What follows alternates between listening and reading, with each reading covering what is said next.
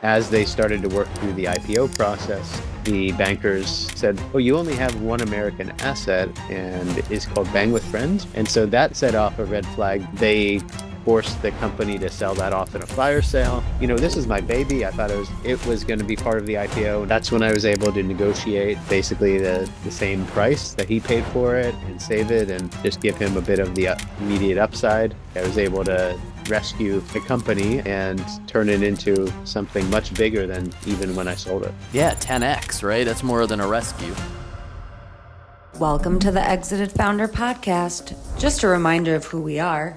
Exitwise was built by entrepreneurs who've been through their own exit processes and came out the other side wishing they'd had better support. Our mission is paying it forward, connecting business owners with the right investment bankers, M&A attorneys, and deal advisors, so no founder has to go at it alone. And the cherry on top, our Exited Founder Marketplace. Over 100 founders spanning 70 industries who've been there and done that and are ready to help you get exit ready or guide you through the deal itself. This podcast is your chance to get to know some of the exited founders on our team.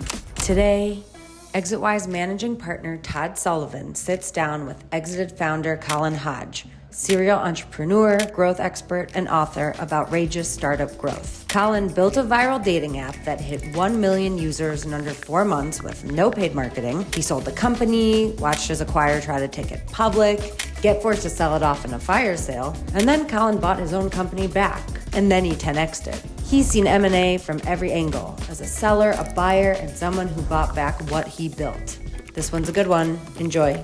Colin, thank you for being here. For our listeners, my guest is Colin Hodge. Colin, what I'm psyched about here is that not only are you a serial entrepreneur, you're also a growth expert. Thank you for being here and sharing your experience and your willingness to help our fellow founders through the M&A process. Absolutely. Nice to be here, Todd, and to be with Exitwise. So happy to be able to talk to other founders and share what I've been through, maybe give them a new perspective and help them understand the psychology that is involved, from their own internal psychology to the buyers, every side, every aspect of potential exit. And it's not only the psychology, because I want you to touch on this concept of that when you went through it the first time, you built a company and you're trying to build a great company, and then it gets acquired, and you probably saw along the way the things that, maybe if I had tweaked it this way, or I had this kind of data, or I leaned in a little bit more, you would be more exit ready, or maybe you improve the valuation or attract more buyers.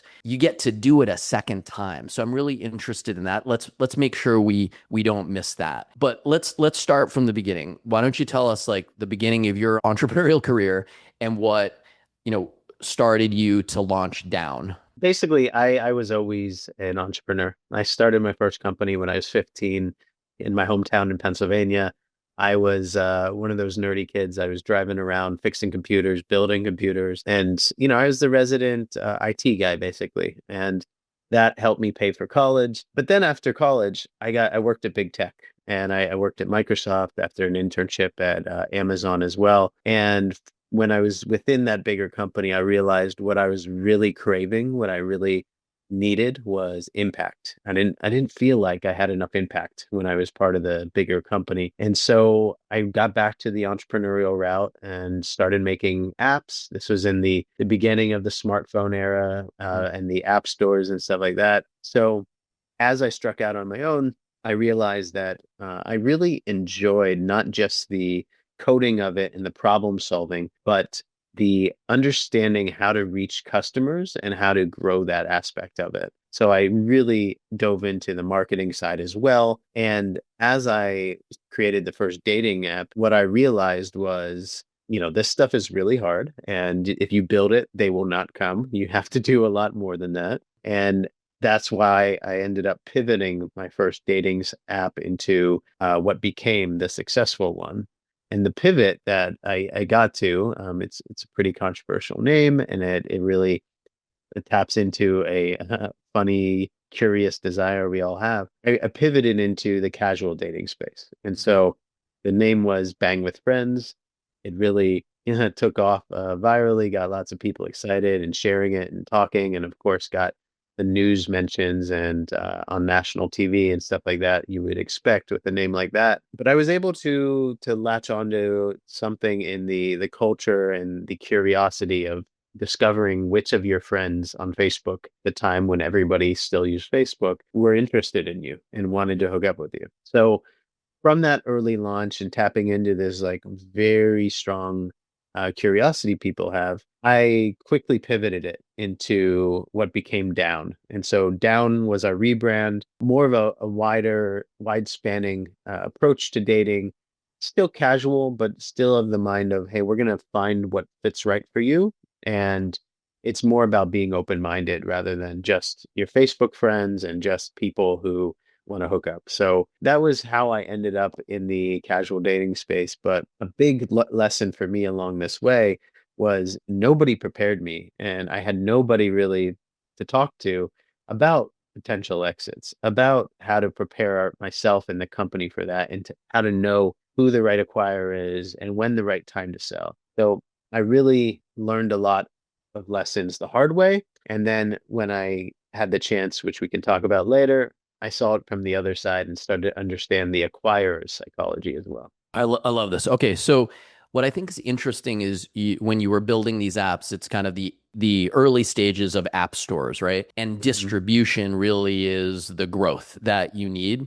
And we have another exited founder, Ben Lewis, who inadvertently built a way to distribute his own apps, and that itself became this enormous business. So I know that is really challenging. I know your book is a lot about growth. As you were growing this business, what really triggered that pivot to Down? Right? Was it so much that the business model changed, or are you just kind of appeasing the community with a new name? Can you talk a little bit about that? Like a lot of things, what seems like a crisis can turn into an opportunity. And so our first name, very controversial, it also had the downside that a major and frankly very rich gaming studio sued us for the name for trademark infringement, even though we believed and our lawyers believed, and frankly, it was talked about ad nauseum in the news as well, that it really wasn't at risk of confusing consumers Sure.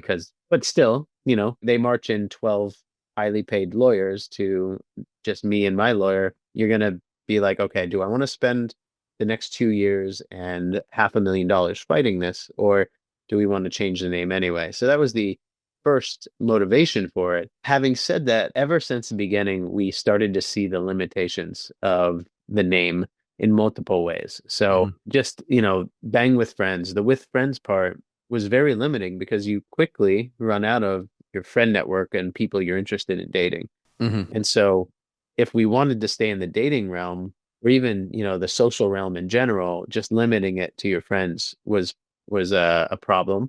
And then the bang part, even though it was very provocative and got people to talk about it, it also limited us in other ways because we didn't want it to just be about the, just that casual hookup. We wanted it to be what it's right for you. Potentially, we even thought about expanding beyond dating.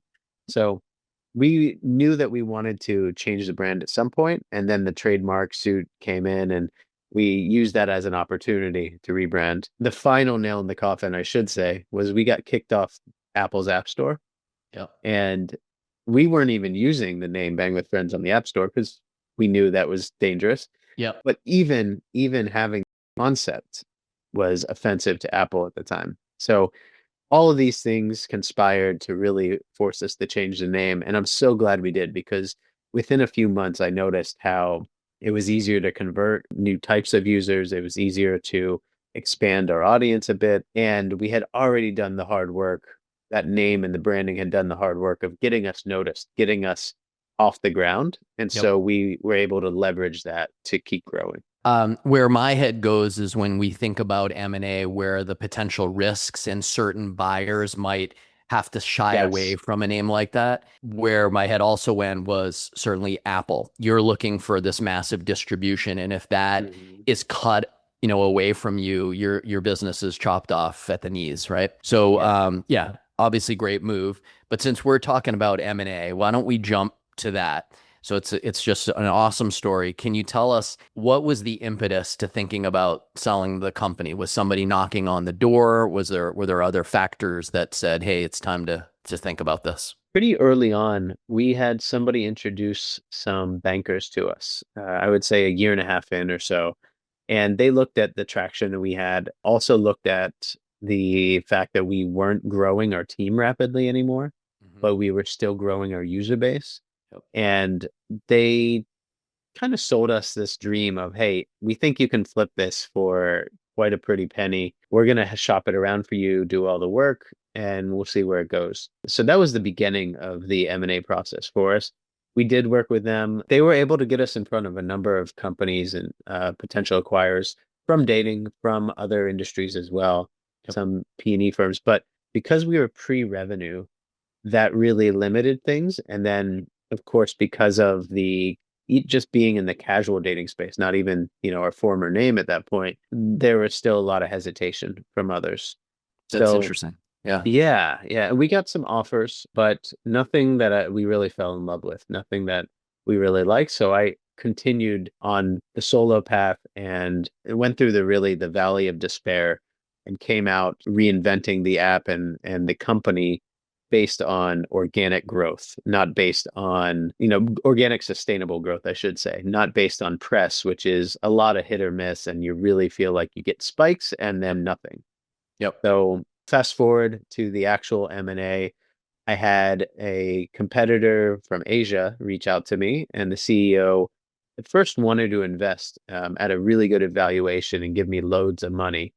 And I said, okay, this is interesting. Let's chat. As we got deeper into the conversations and I met him in Asia, that turned into an acquisition discussion. Yeah, that's pretty common that investment conversations can turn into control conversations, right? Or the sale of the business. What stuck out to me is you were pre-revenue, right? So did Yeah. you have early funding? How were you, launching this and growing this business without revenue? Yeah. So when we took off and we really came out of the gate hot, it was spreading through word of mouth only. And then some press got a hold of it and that helped. We hit 1 million users in about 3.5 months. It's incredible. So very fast growth. And that propelled the first checks to come in, the first funding. And this was 2013, we raised a bit over $1 million in our Okay. seed round.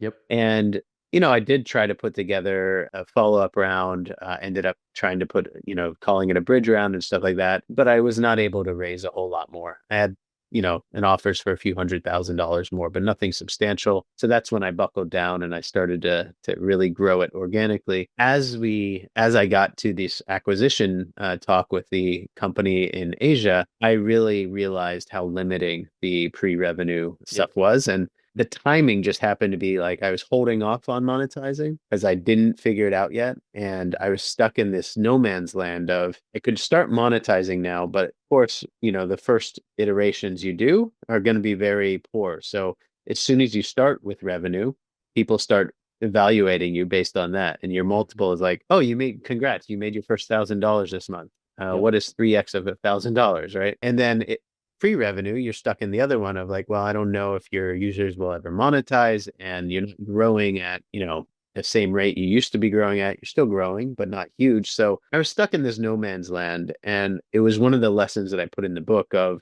evaluating what more I have in the tank personally and what other clear, obvious paths to improving our valuation I could have taken.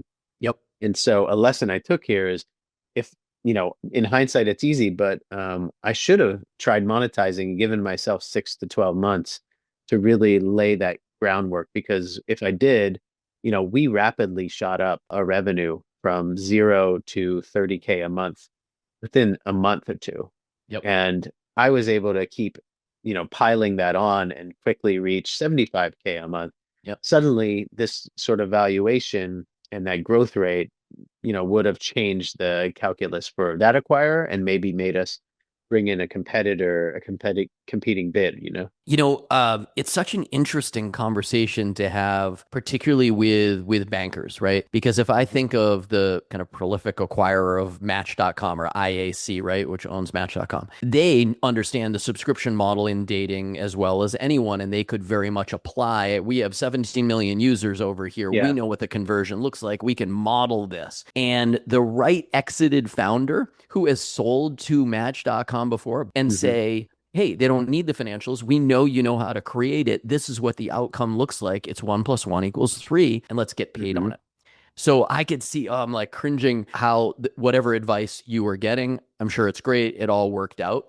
But understanding the right acquirer who would drop in a baked business model and have so much confidence in it that they would pay you for that at the time of transaction, but also in the future. All right, so you have this transaction, right? Let's dig into that. And you've hired this investment bank who's shown you, a couple potential acquirers, but this is the right one. So tell me, when you transact, how are you feeling, and then what is your role post transaction? Yeah, this acquisition opportunity came around after the banker era. So we had already parted ways with them, and they approached us on their own. So I was able to do it without bankers. In this case, my negotiated role was, they were buying our company for the assets. They wanted to keep it alive. They wanted to expand it to new regions, etc.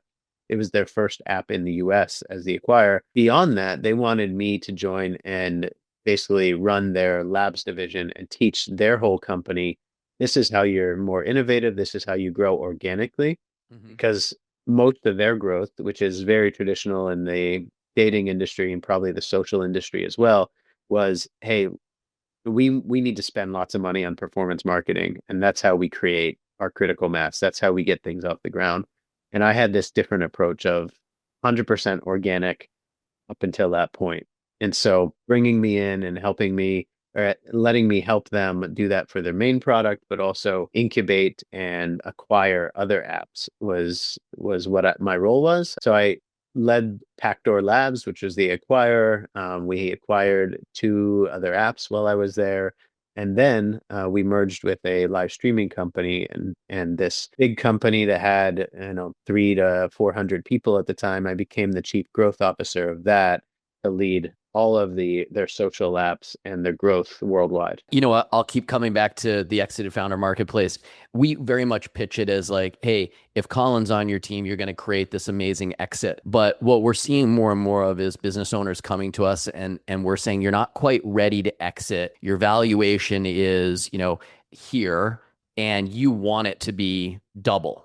So bring somebody on your team, an exited founder on your team, to help you go from A to B so you can exit. And I just feel like as we're seeing that shift, you're the perfect person to help with this kind of organic growth. And certainly you understand social growth and all the other growth mechanisms like acquiring other companies. All right. So you've got this big role, you're acquiring companies, you've seen now M&A from both sides. What ends up happening because these guys decide to divest your property, right? Yeah. And just one quick thing that what you shared sparked is that oftentimes we don't know if we're ready. And so it helps to have this trusted advisor who's been through it to tell you, oh, from what I'm seeing, you're not quite ready because you could be getting the 2x, the 3x higher valuation if you put these things into place. Or, the market timing is not great, and this is what you're sacrificing if you try to exit now versus if you do these things and wait a bit. So like, I totally wish I had that, because at multiple instances through, my journey, I've noticed that I need that sort of wake up call of, wait, pump the brakes a bit. This isn't the right time to exit for all these reasons. And here's a clear path we can form together to get you to a better spot. It doesn't mean that, you always say no to a potential exit. It just means you have that feedback and that experience to guide you to a better one.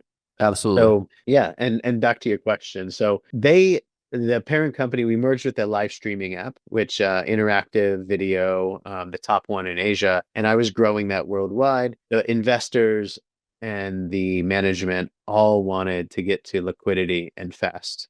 And so they bought into this dream that some bankers came and said, hey, we can take you to a unicorn IPO in the US. As they started to work through the IPO process, the bankers, coming back to the stigma we mentioned from the first name, they said, oh, you only have one American asset, and it is called Bang with Friends, or it was called that before. And so that set off a red flag because they were afraid of pitching that to investors and having the whole investment story for the IPO kind of get outsized attention on the dating app aspect versus the live streaming app.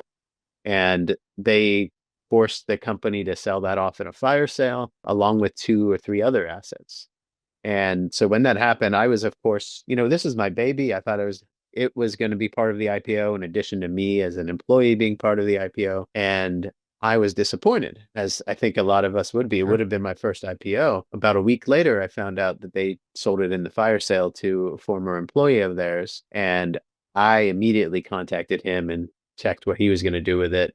Turns out he had a bigger app that was already making much more money. And my former app, my baby, was going to basically die within 6 months, I told him, because they were neglecting it. And that's when I was able to negotiate basically the same price that he paid for it and save it and just give him a bit of the immediate upside. And yeah, the rest is history. I was able to rescue the company and turn it into something much bigger than even when I sold it.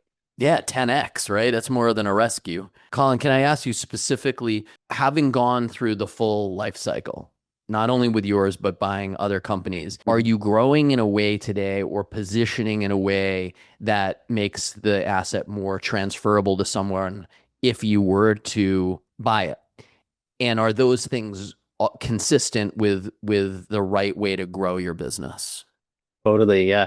We've thought a lot about how to separate ourselves from the business enough so that we don't need to be doing the day-to-day. And so both for myself and my business partner, it's a concerted effort to build up a high quality team, to have the processes in place and more automation so that I check in, once or twice a week now instead of every day. And our marketing, our product, our data, et cetera, they're running pretty independently. And we're going to keep growing those leaders within the team and adding the new ones we need. So totally, we're taking a different approach now to separate it a little from that dependency that it has on us as founders. Yeah, That's a game changer. it is one of the biggest things when an acquirer and a set of acquirers, frankly, are looking to buy a business. If the business is totally reliant on the CEO or a single person, then that is riskier, right? You're not passing off an engine, you're selling a capability that one person has. That is problematic for a lot of types of buyers, particularly financial buyers, right?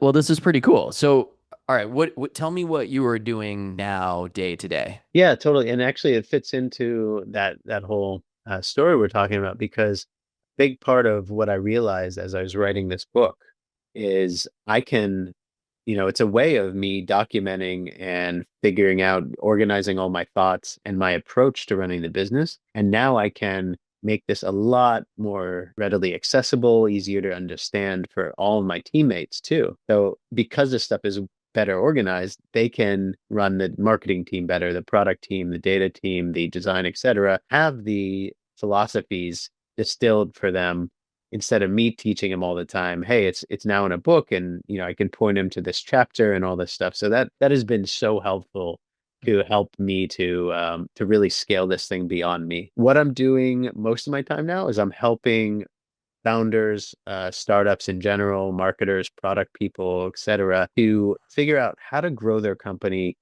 in more grounded, foundational, and easier ways that feel repeatable and have some basis in science, of course, rather than just chasing the competitors' tactics or copying others or feeling like everything is just hard and frantic. Like I'm trying to make sense and make it a solid foundation for other entrepreneurs and other people in growth to find that success and find something more sustainable. So whether you're trying to get to your next funding round, or you're trying to get to launch in a new market, or you're trying to improve your margins, I'm helping people do that through optimizing their funnels, through creating new growth channels, and to spreading awareness if they have go-to-market plans. And all this is based on understanding your consumer psychology. All right. So everybody who's listening, right, this is so important because it's not only that an exited founder has been through what you want to go through, but Colin has really distilled this into a playbook.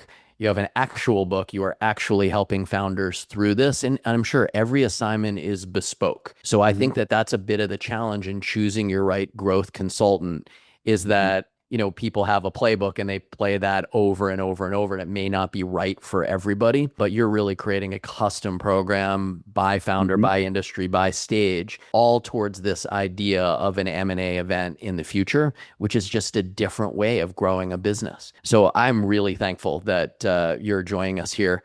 Can I ask you, I just put those words out there, but why do you think that you'll be valuable helping somebody get from where they are today through the M&A finish line? Because I've been there in so many different aspects and so many different phases of the founder journey. I know what it feels like to be in the trenches. I know when you need to have that, very honest, very raw, very real mirror held up to you and tell you what I would do in the moment, but also understand your emotions and what you're going through. So that stuff, it's invaluable to have. And I've had only a handful of trusted friends and advisors throughout my career who can truly do that. And I'm trying to scale this and give back to the community so more people can have those moments. Not all of us have all the connections for an exit right away. Not all of us, when we do have that path to an exit, have the right people in our corner to help us get ready for it and to optimize and shape the deal how we want it to be. So this is what I'm hoping to provide and what I think my experience both in the US and around the world can provide with, living in Asia, bouncing around Central and South America, I'm in Europe. And so there's exposure worldwide growing this stuff. And then there are deals that I've been involved with across all of these regions. Thanks for explaining that. I think a lot of people, we think of the investment banker who's handling all the financials, the workbook, right? The Excel work, that analysis. And we tend to overlook the emotional side of what is going on here. And when the emotional side gets mixed up, bad business decisions are made. So having somebody like you who has been through every facet and really can recognize the emotional roller coaster, I think you can level set a lot of people. But I also think, and that's really the value of exited founders, but I also think you're going to see growth opportunities because an M&A transaction, that takes 6 months. And you're going to be able to say, hey, what if we turned on this growth channel? Or I don't think this is performing quite as well as it could. And that is going to raise the value of the business. So many things you bring to the table, Colin. Any last words? Yeah, I'd love to chat with any founders. So definitely reach out to me. You can check out my book or my website. You can even read some sample chapters, colinhodge.com. Yep. And it's an Amazon bestseller, and we're going to keep growing it and try to get more people to find their own outrageous growth. That's called outrageous startup growth. So come and join me in this journey, and I think you're going to be happy with the ideas it sparks and the growth it unlocks for you. Colin, thanks so much. Well, let's get the link to the book on your profile on exitwise.com. Colin is going to be popular here. So if you are interested in having him join your M&A team or your growth team, please check us out, book an appointment. You can click and grab his book from the website. Colin, thanks again for joining. Really, really appreciate it. Thank you so much, Todd. And I'm excited to be part of this. Thanks so much for tuning into this episode of the Exited Founder Podcast. For business owners who are looking to sell or want to ensure they're exit ready, our team is here to help you maximize your outcome. So connect with us at exitwise.com today.